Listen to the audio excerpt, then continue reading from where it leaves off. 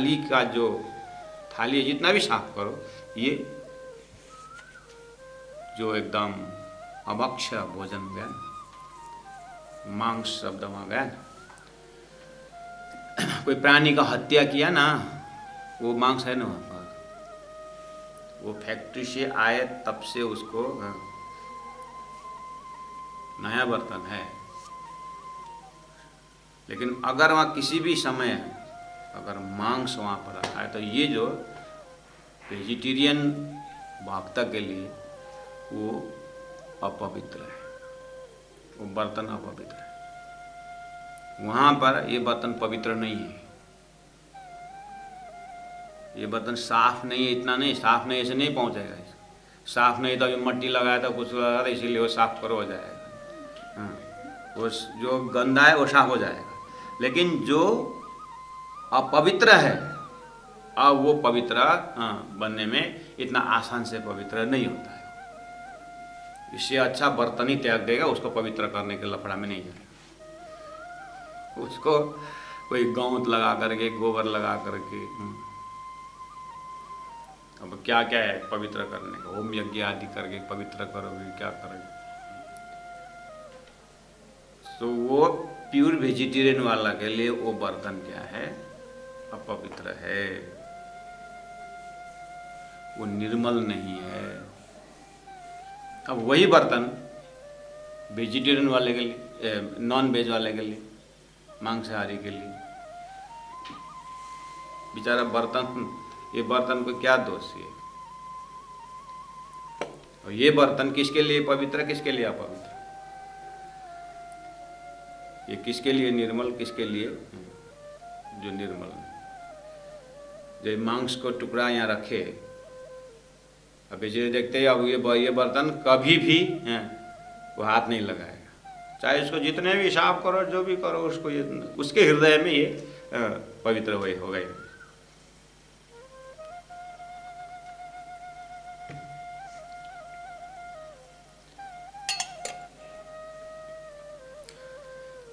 निर्मल जाकी आत्म, जिसका आत्मा निर्मल हो वही सच्चा वैष्णव है। ओ भाई मेरे वैष्णव कहिएवा को निर्मल जाकी आत्म।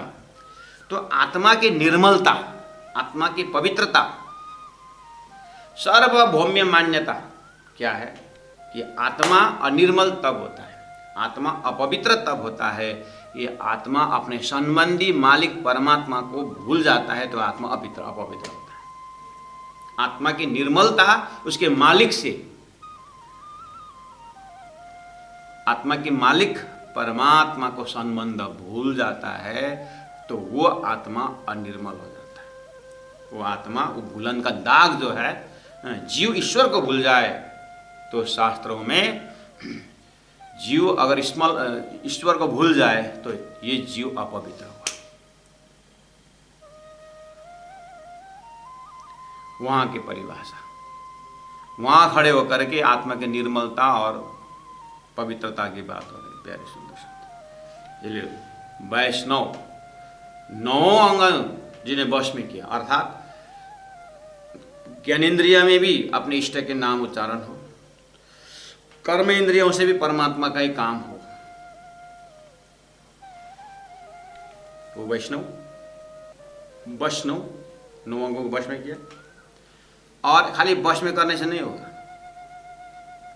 वो तो संसार से वश में किया, यानी विषय में जाने से रोका, लेकिन परमात्मा की ओर अगर उन्मुख न हुआ तो फिर वो मतलब नहीं हुआ। फिर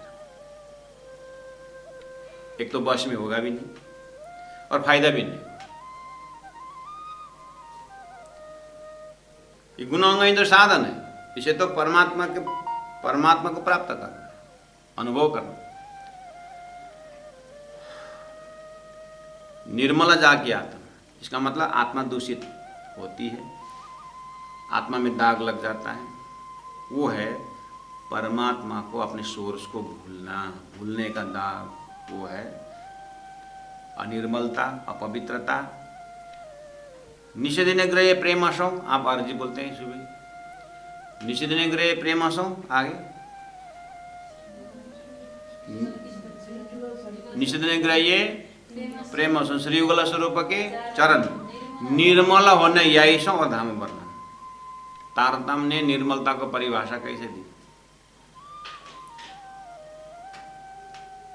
निषेधन ग्राह्य प्रेम श्री युगल स्वरूप के चरण निर्मल होना यही सौ और धाम वर्णन। इसका मतलब धाम ये आत्मा ने भूला हुआ है, जुगल स्वरूप का चरण भूला हुआ है, जुगल चरण को भूल करके माया का चरण पकड़ लिया और 25 पक्ष परम धाम भूल करके 25 प्रकृति युक्त शरीर को, संसार को, व्यवहार को पकड़ा हुआ है।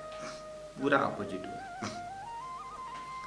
तब राज्य की दृष्टि में ये मूल मिला हुआ परम धाम में बैठी ब्रह्म आत्मा सूरता रूप में खेल जा करके अभित्र अपवित्र बने। क्या?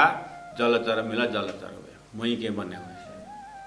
ये इसमें लगा दोष ही ये अपवित्रता है तारतम्य के परिभाषा में। निर्मल जाकी आत्म। अब यहाँ वैष्णव को संबोधन कर रहे हैं कि हे वल्लभाचार्य के शिष्यानुयायी, आप लोग में जो वैष्णव आपका बैनर लगा हुआ है और आपका जो क्रियाकलाप पवित्र होने के लिए कर रहे होंगे आप लोग, लेकिन बिल्कुल आपके धंधा जो है मायावी है, विषयी है।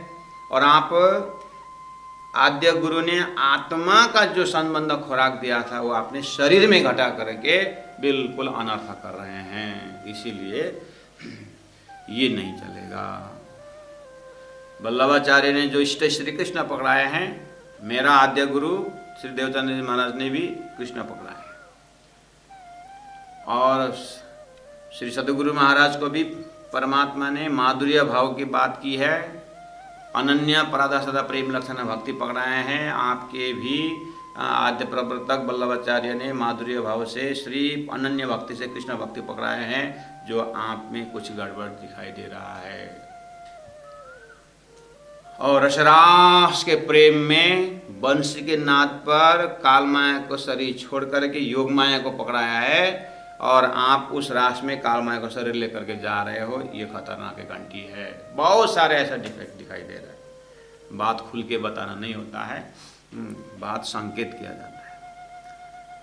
इसलिए आपने तो अपने आद्य प्रवर्तक ने दिया हुआ पवित्र निर्मल इष्ट का जो भक्ति है उसमें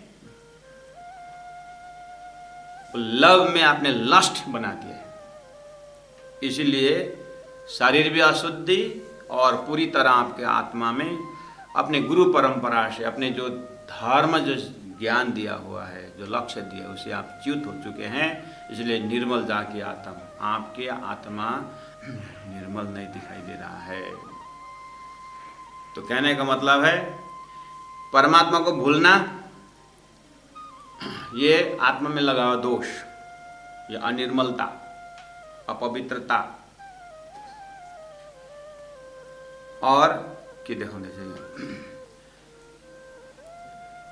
तो अनिर्मलता ये है, तो इसका मतलब ये भी हुआ अच्छा निर्मल जाकी आत्म।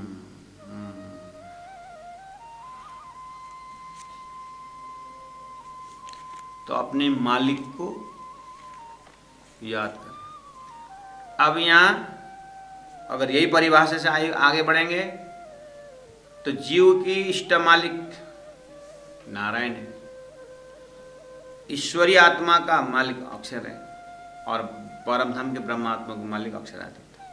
अपने मालिक को भूलना ये जनरल परिभाषा है। अपने तीनों सृष्टि को, अपने अपने लक्ष्य को भूलना ये असर्जकता है और अपवित्रता है। अच्छा, जब तक तारतम्य नहीं आया था, तारतम्य ज्ञान नहीं आया था, जब तक विज्ञान का उदय नहीं हुआ था, तो सबके दिमाग में जितने भी लाल रंग है वो ब्लड ही कहलाता, खून ही कहलाता, एक ही था। विज्ञान का जन्म हुआ तो उसी ब्लड में 4 ग्रुप कर दिया। ऐसे अध्यात्म का पराकाष्ठ विज्ञान, the science of the creation, जैसे तारतम्य ज्ञान धरती में आया तो चेतन में भी एक रिफ्लेक्टेड चेतन, एक डुप्लीकेट चेतन और एक ओरिजिनल चेतन, यानी शुद्ध साकार चेतन और झूठे प्रतिबिंब चेतन, ये भी है साथ साथ में जाना। अब तारतम आने का पूरा संविधान जो शास्त्रों में भविष्य बोला था वो ज्ञान, तारतमेन जानति सच्चिदानंद लक्षणम। अब तारतम ने सच्चिदानंद भूमि को व्याख्या कर दिया और शास्त्रों का सार लक्ष्य बता दिया, सूर्य उदय की भांति सब खुलस्त कर दिया। अब भी फिर भी वो जानबूझ करके उसको खोजी भी नहीं करते आत्मा, जो उस चीज को भविष्यवाणी को खोजी करते हुए तारतम तक नहीं पहुंचते हैं। शास्त्र तो पढ़े हैं और देश काल परिस्थिति भी बताया हुआ है, जानबूझ करके भी वो समय को नहीं पकड़ते हैं, उस स्वरूप को नहीं पकड़ते हैं। और अनजाने में गया तो उस तो माफी है, लेकिन जानबूझकर विद्वत समाज इस चीज को जानते हैं। सिंपल सी बात, श्रीमद् भागवत को बार बार सुनते हैं और श्रीमद् भागवत में कहा है कि अनन्यस भक्ति की बात की है और ब्रजरास का प्रेम ही आत्मा का सार है और आत्मा को परमात्मा में प्राप्त करने का मार्ग प्रेम का मार्ग है। ये जानबूझ करके सुखदेव व्यास के वचन से, जिनमें अपना आस्था है, व्यास जी के नाम पर गुरु पूर्णिमा मनाते हैं, ये जानबूझ करके विद्वान जब सामने वाले जीव को कर्मकांड करवा करवा करके वैकुंठ ही स्वर्ग ही पकड़ाते हैं, तो ये आत्मा का कार्य अनिर्मल है, अपवित्र है। ये इनका कार्य अपवित्र है, इसलिए दर्जा अनुसार का पवित्र अपवित्र होता है। सभी कार्य सभी के लिए अपवित्र नहीं होता। लोग पूछते हैं महाराज जी ये अंत्येष्टि 3 दिन में खत्म करना अच्छा है कि 7 दिन में करने की 13 दिन को पूरे करना है क्या ये अंत्येष्टि, क्यों किसकी है? मुझे एक जने ने पूछा था, आप तो प्रणामी है ना? हाँ, आप तो कर्मकांड नहीं मानते हैं ना? कर्मकांड नहीं मानते। किसने बोला? क्यों, क्या क्या चीज़ है कर्मकांड? किसके प्रसंग बताओ ना, ऐसे ही क्या बोल रहे हैं करके मैंने आराम से पूछा। नहीं मतलब कोई घर में कोई गुजर गया ना, उसका अंत्येष्टि कर्मकांड, आपका पिताजी गुजरे, आप कर्मकांड करे ना करे, मुझे क्या जरूरत, और मेरा पिताजी का कर्मकांड मैं करूं या ना करूं, आपको क्या मतलब? मेरे पिताजी का कर्मकांड मैं करूं या ना करूं, आपको क्या जरूरत है जानने की? Do your mind your business, why you poking your nose? इतना ही धंधा, अब इतना ही बचा क्या? कौन कर्मकांड कर रहा है नहीं कर रहा है देखने का।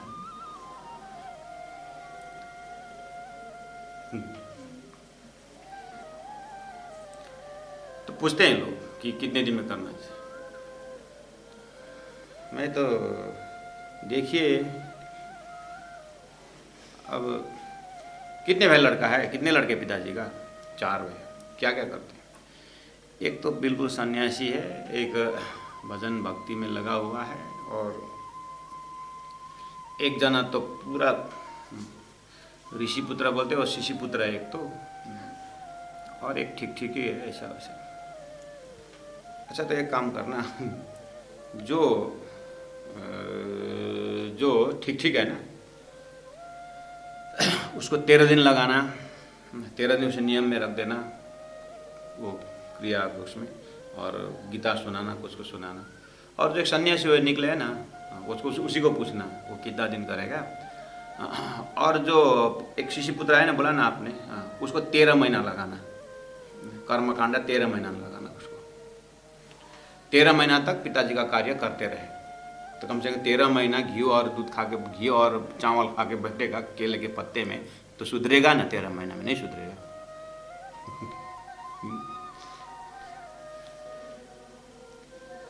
सबके बराबर कर्म ही विलक्षण है। इसीलिए ये सब चीज को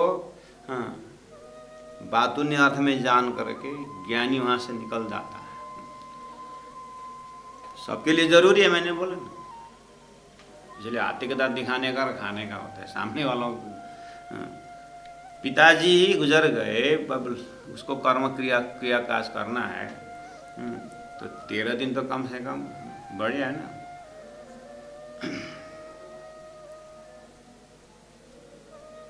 तो भजन भक्ति करने को मिलेगा ऐसा। अब 13 दिन में ताश जुआ खेल करके बिताता तो 13 वर्ष करे तो भी पार नहीं लगे। हाँ, चलो इस सब बात को छोड़ दीजिए। निर्मला जाकी आत्म, जिसकी आत्मा निर्मल हो, तो एकदम टू द पॉइंट परिभाषा है। आत्मा अपने संबंधी परमात्मा को भूले तो ये आत्मा पवित्र।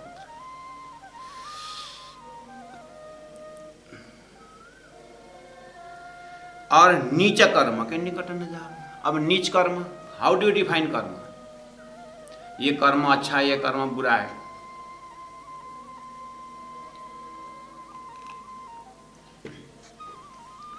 वो कर्म को कैसे डिफाइन करेंगे? इसीलिए सनातन धर्म में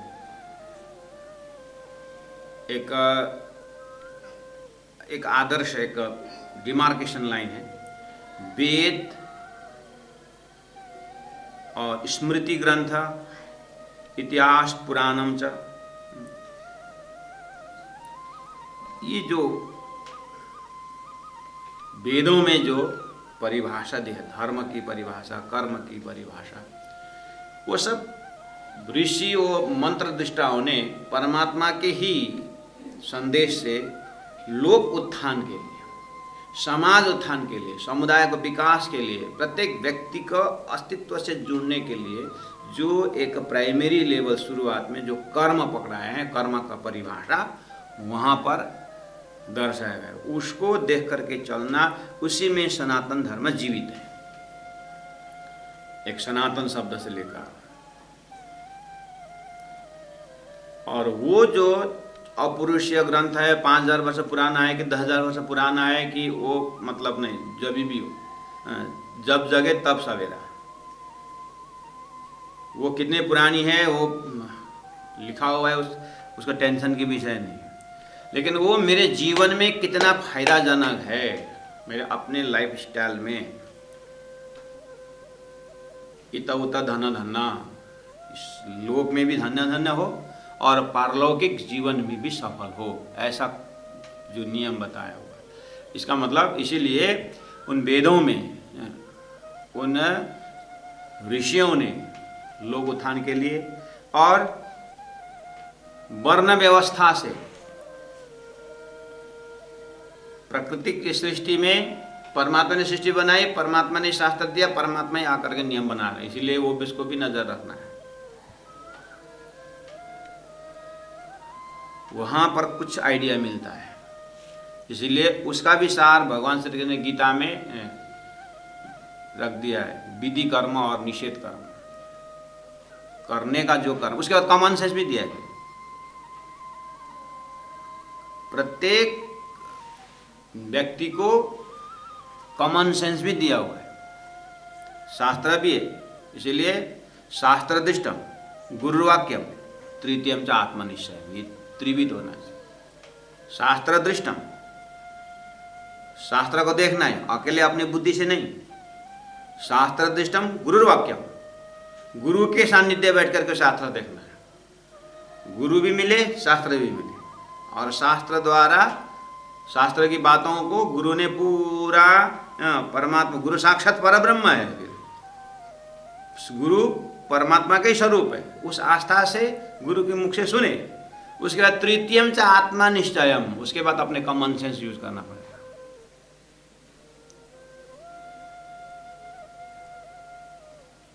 तो वो एक सूत्र है कि हाउ टू डिफाइन कर्म, नीच कर्म के निकटन। और नीच कर्म क्या है इसका मतलब? अब नीच कर्म किसे कहते हैं?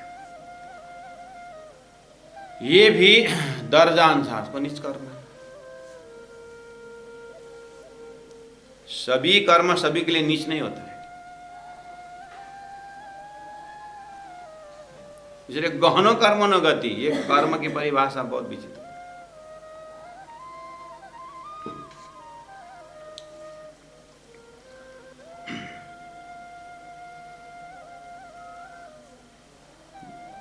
एक नाली में सूंगर घूम रहा था, कथा सुनाते ना संत।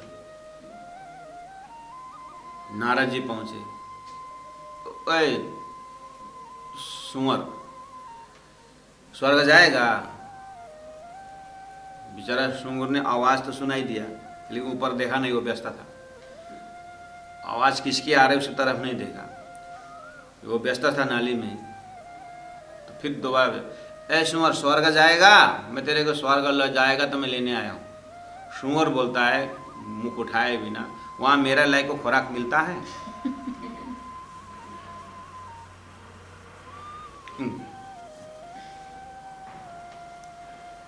दो सूअर सूअर नहीं, उनका शायद उनका वो भोजन का समय हो गया था होगा, तो प्राय ऐसी जगह में बातचीत चलती है ना, घर में भी। तो सूअरनी ने पूछी सूअर से, ये जो आदमी का मैला जो है, वो लोग भोजन के लिए तैयारी कर रहे थे, सूअरनी दो जने। तो सूअरनी ने बात उठाई, ये जो आदमी का मैला गंदा जो है हम साफ कर देते हैं, हमारी जो गंदा मैला जो है हमारे शरीर से निकला हुआ, ये कौन साफ करेगा? तो सूअर बोलता है, तेरे को भी अक्ल नहीं है, ये भोजन के समय ऐसी बात क्यों करता है?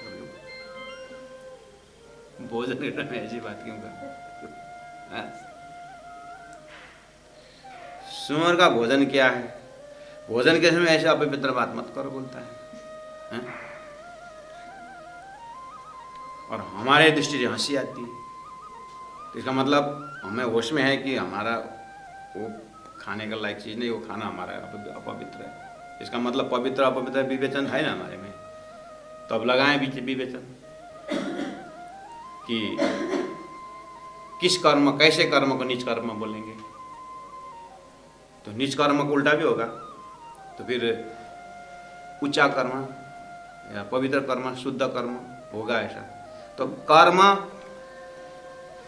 कर्म यहाँ बीच में रखिए, और शुद्ध कर्म अशुद्ध कर्म है, नीच कर्म उच्च कर्म है इसका मतलब। लेकिन किसके लिए नीच? क्योंकि सृष्टि त्रिधा सृष्टि पूरा प्रोक्ता, संसार 3 प्रकार के सृष्टि में 3 चेतना है। तो जीव सृष्टि के हिसाब से उच्चतम सुंदर कर्म, पवित्र कर्म जीव सृष्टि के हिसाब से हो सकता है, ईश्वरी के लिए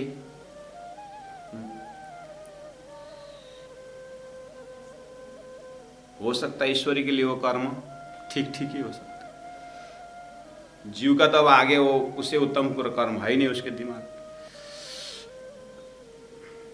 अब वो कर्म जो जीव का उत्तम कर्म जो है ब्रह्म आत्मा की दृष्टि से, परम धाम की जो ब्रह्म आत्मा के नीच कर्म क्या है? इसीलिए नीच कर्म के निकट न जावे। प्रसंग देखना, वहां सामने में वैष्णव संप्रदाय वाले, जो पुष्टि मार्गी वाले, वहां सामने में रख करके धनी के अंदर से बातें निकली, ज्ञान उतर रही है। लेकिन अब वो वाला प्रसंग छोड़ दीजिए, वो तो कार्य कारण बन गया, भाव में आया। राज्य महाराज के आदेश से एक शब्द आया कि नीच कर्म के निकट न है, नीच कर्म के निकट में मत जाओ। बस यही चीज हमको उठाना है जीवन में। सुबह शाम जो हम कर्म कर रहे हैं, ये कहीं नीच कर्म तो नहीं है। ऐसे करते करते आप कॉमन सेंस भी यूज करना अपने अंदर, तो आप सिंपल एकदम ऊपर अपने मेंटल लेवल में आकर के सामने वाले गुरुजनों ने एक स्लोगन आ गया धरती में कि जो चीज़ अपने को अच्छा नहीं लगता है, अपने को अच्छा नहीं लगता है, तो सामने वालों भी उस चीज़ को पसंद नहीं करता है। और मेरे को अच्छा, जो कर्म अच्छा नहीं लगता है, कि सामने वालों को ऐसे कर्म में प्रेरित करना अच्छी बात नहीं है। कम से कम यहाँ तक आता है। थोड़ा थोड़ा कर्म के परिभाषा कर, ये सिंपल ढंग में समझा है। सपोज मुझे मेरी कोई चीज़ चोरी हो गई, मेरी को एकदम प्रिय वस्तु की चोरी हो गई, तो मुझे अच्छा नहीं लगा, किसने चोरी किया, बहुत दर्द हुआ, तो समझ लेना चाहिए कि चोरी करनी अच्छी नहीं है, क्योंकि मेरी चीज़ की चोरी हो गई, मेरी वस्तु की चोरी हो गई, तो अब मुझे सामने वालों को कोई चीज़ को चुरा करके उसको दुखी करना नहीं, ये नीच करना है, ये अच्छा कर्म नहीं है। तो इतना तक ले करके थोड़ा थोड़ा समझाने का प्रयास किया। जब 5 पांडवों को 5 बच्चे जो थे वो किसने उड़ा दिया? अश्वत्थामा ने।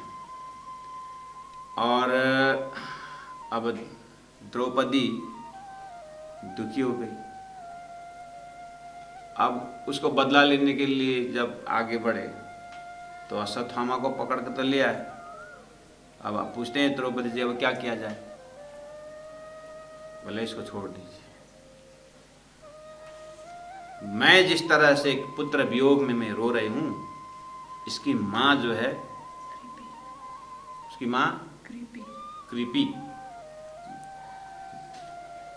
वो न रोए, वो पुत्र वियोग न रोए। यहाँ देखिए, ये धर्म है। ये मेरे जो अच्छा नहीं लग रहा है, ऐसे दुखी हो जाएंगी वो भी, वो नहीं होना चाहिए। वहां देख करके इसको माफी दिया गया।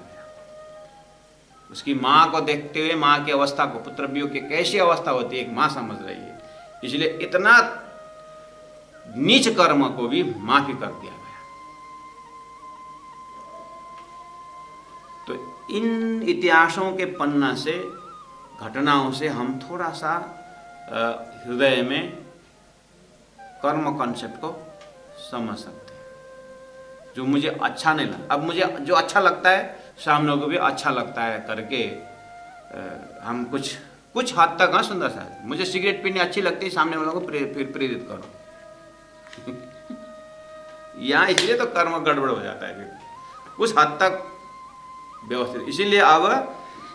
इसीलिए अब कॉमन सेंस, सिगरेट पीनी मुझे तो अच्छा तो लगती है, मुझे अच्छी लगती है, स्मोकिंग बहुत बढ़िया, लेकिन कॉमन सेंस यूज करने का स्वास्थ्य का हानि पहुंचा रहा है कि नहीं?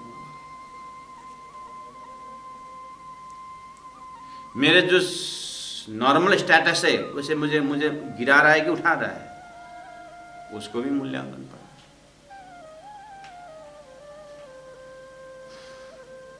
जो सामने को अच्छी लगती है, सामने को अच्छी लगती है, हम बुरी लगती है तो समझ में अच्छी लगती है।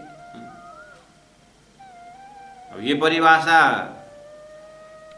चोर को वो बैंक तोड़ के ले आना उसको तो अच्छा लगता है, और दूसरों को भी चोरी करने के भेजे, ये तो फिर अच्छा नहीं होना। तो स्वयं अच्छा लगने के नहीं। अब बस ये जगह में नीति क्या कहती है, इस जगह में धर्मशास्त्र क्या कहता है। और धर्मशास्त्र को पढ़ना लिखना तो है ही नहीं, चलो धर्मशास्त्र पढ़े लिखे नहीं, ठीक है। अपने सामने में पंचम वेद तो होंगे ना, घर में दादाजी पिताजी तो कोई नहीं तो होंगे, कुल में कोई ना कोई एक तो विवेकी होगा, कोई ना कोई परमात्मा का स्वरूप आया होगा, वहीं पूछो ना फिर। इसलिए तो बुजुर्गों को सम्मान देना बोलते हैं। उनके पास होता है पंचम वेद। 4 वेद तो आपने सुना है, पंचम वेद सुना है? 5वां वेद वो अनुभव का वेद है, वो घर में दादाजी के पास होता है।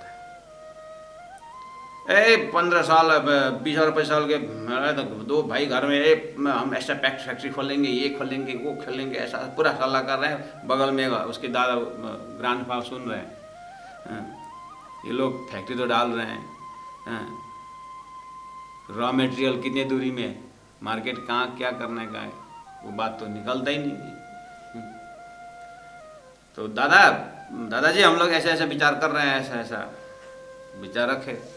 दादाजी ने बोले बात तो तुम्हारी मैं सब समझ रहा हूँ, और मेरे जो बाल है ना ऐसे ही सफ़ेद नहीं हुआ है, बाल ऐसे सफ़ेद नहीं हुआ है, इसका मतलब यहाँ पंचम वेद छिपा हुआ है, यहाँ अनुभव का भेद है, तो ये तो कम से कम सुने। तो ज्ञान का उदय होना चाहिए। तो अच्छा बुरा तो एक कॉमन सेंस में ला करके कर्म का परिभाषा, गहनो कर्मनो गति, नीच कर्म के निकट न जावे। अब आइए इसका भी अब कंक्लूजन दे, ढक्कन बंद करेंगे इसको। हमारे योगा में ढक्कन बंद करने का आता है, एक्सरसाइज का वैसा। चलो ढक्कन बंद करें करके बोलते हैं। तो अब ये नीचे कर्म के ढक्कन बंद करते हैं, ये शब्द प्रयोग करेंगे। यहाँ भी नीच कर्म दर्जा दर्जा होता है। चलिए सिर्फ अब हम परमधाम से ब्रह्मात्माओं के बहुत सिंपल ढंग, राजी महाराज को नहीं भूलेंगे करके वचन दे के आए हैं ना। 100 बेरत देखो आजमाए, 100 बार परीक्षा करके देखो, हम आपको नहीं भूलेंगे बोले थे ना। हो खेल में आकर के ब्रह्म सृष्टि के दर्जा से, परमधाम के दर्जा से, ब्रह्म सृष्टि के दर्जा से राज्य को भूलना जैसा नीच कर्म कुछ नहीं। राज्य को भूलने के कारण ही सारे लफड़ा शुरू है। कर्म बिगड़ना, ये करना, कुछ नहीं, ये सब उस सोर्स को बोल करके राज्य का प्रेम को भूलने के कारण ही ये मोह का चक्कर हुआ है। इसीलिए नीच कर्म के निकट न जाए। नीच कर्म क्या है? परमात्मा को भूलना जैसा कर्म आत्मा को और कुछ नहीं।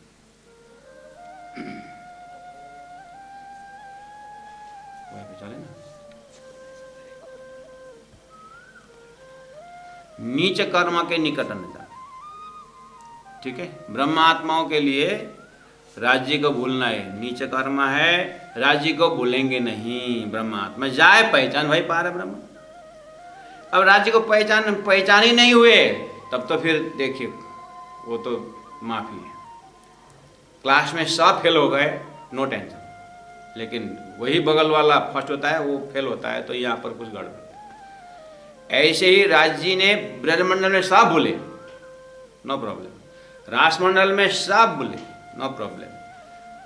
अब जागनी के, क्योंकि वह तारतम था ना, और जागनी के ब्रह्मण तारतम आया, और तारतम ने सारा बता दिया। तो अब हम जयराम कंसरा सदगुरु को प्राप्त करके भूल गए थे, उनको 2 साल लगा जगाने में। एक ही जयराम कंसरा था प्राणनाथ जी के जमाने, अभी हम घर घर जयराम कंसरा है, पता नहीं कितनी बार जगानी होगी।